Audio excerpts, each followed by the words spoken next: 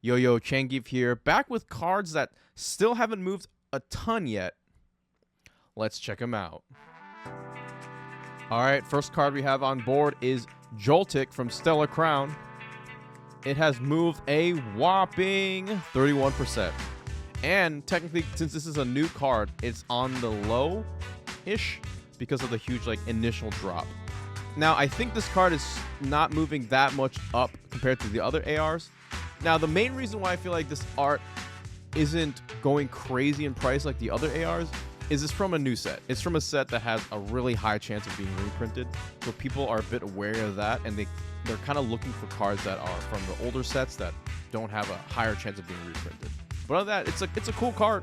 Next, Tinkaton ES is an SAR, and it's moved about 60-70% so far. I remember buying this a week ago for 20 bucks. Now, if we look at her other evolutions, because usually other evolutions will follow suit, especially if they're really close in artworks or a scene kind of artworks. So we have Tinkatuff, who's also going through kind of a 40% increase, so it's still under 100. Now, Tinkatink has already shot up. It has gone up from its start of $4, and now it's pushed up 150%. So this one has definitely moved. This card has definitely shot above 100%. But I just wanted to point it out because it's a triple evolution thing. Next two cards are going to be the Scarlet and Violet Legendaries, Miraidon EX and Koraidon EX. Miraidon has seen a whopping 30, 40, 50% increase in price. Now this card is still it's an amazing artwork. It's just a a legendary dinosaur motorcycle flying through with a dash button staring at through the window. Just an amazing scene. And the sell rate is pretty decent right now as people are just consistently, slowly buying it out.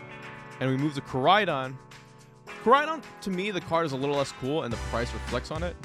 This has gone up around 70%, a little higher than what I would see as less movement, but it's still, considering everything else is at 100+% up, it's still pretty good. And it has a cute little Dedenne over here.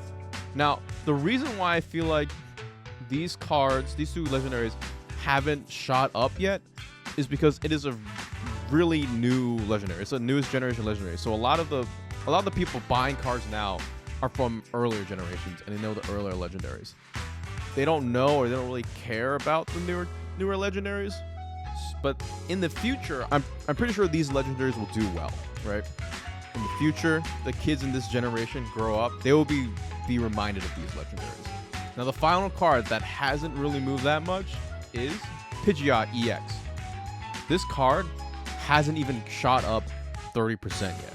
Now it looks kind of derpy with its art, but I don't know. It's the whole art set kind of works because it fits the art style. This card's still I think relatively cheap for an SAR or SIR, sorry.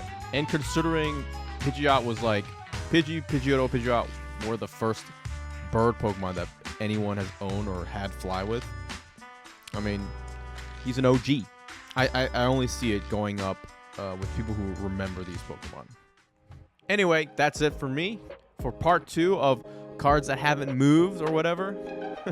I'll do my best to see if I found any more. It's gonna be really hard to find any more cards that haven't moved, but I'll keep my head on a swivel and peace out.